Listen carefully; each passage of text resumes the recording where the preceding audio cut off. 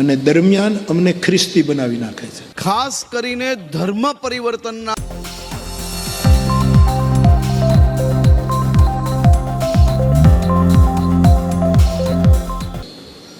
મનથી, ધનથી, શરીરથી, બધી રીતે વ્યસ્ત, પૈસાથી, એવા તથાકથિત ધર્મગુરુઓ અમને સેલવાસ અને દમણ મફતમાં 1 થી 12 સુધી ભણાવવા લઈ જાય છે અને દરમિયાન અમને ખ્રિસ્તી બનાવી નાખે છે. બાપુ, શું આપ ઉદ્યોગ જગતને પ્રાર્થના કરી શકો કે આવા વિસ્તારોમાં વધારે શાળાઓ સ્થપાય?